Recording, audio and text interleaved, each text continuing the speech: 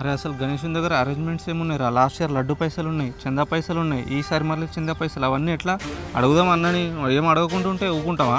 అడుగుదాం, నువ్వు కూడా అడగాలి మరి అన్న దగ్గర, సైలెంట్ ఉండదు. ఈసారి మనం గ్రాండ్ గా చేయాలి, డీజేలు గీజేలు అవన్నీ. అరే గట్టు అరేంజ్ చేస్తున్నాం. అదేనా మన లడ్డు పైసలు మిగిలినాయి లాస్ట్ టైం, చందా పైసలు కూడా మిగిలినాయి. ఇప్పుడు మళ్ళీ చంద అవుతుంది. అవును, పైసలు అన్ని ఇట్లా లెక్క అడుగుదామని అంతే. అరే అవి జర ఖర్చు అయినారా? ఎట్లా ఏం పెట్టినావు? అవి దేవునికి పెట్టినారా? దేవునికి ఏ దేవునికి పెట్టినావా? పిల్లలకు పెట్టినా. పిల్లలకి పెట్టుడు ఏందనా? అంటే పిల్లలు దేవునితోనే సమానం కదరా. పిల్లలు దేవుడు. సరే పోనీ, మిగతా పైసలు ఉన్నాయి కదా ఇంకా 4-5 లక్షల దాకా మిగిలి. 5 లక్షలు ఏం లేవు కానీ 2-2.5 ఉంటాయేమో. అవి కూడా అమ్మవారికి పెట్టినా. అమ్మవారికి పెట్టినా? బోనాలకి పెట్టినా? లేదు, మా అమ్మకి పెట్టినా. మీ అమ్మకి పెట్టుడు ఏందనా? అమ్మ దేవునితోనే సమానం కదరా.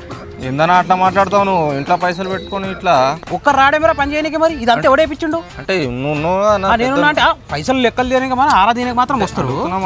ఏం అడుగుతున్నావురా? ఈ వేడికెళ్ళి తెప్పించిన ఇవన్నీ నేను సెంటరింగ్వి కట్టెలు తెప్పించిన, బట్టలు తెప్పించిన, సుత్తులు తాళ్ళు, వెనక తడకలు అవన్నీ బెడ్లు తెప్పించిన. ఇప్పుడు మళ్ళీ నేను ఇంకా చాలా పనులు ఉన్నాయి. పని రమ్మంటే ఎవరు రాడు.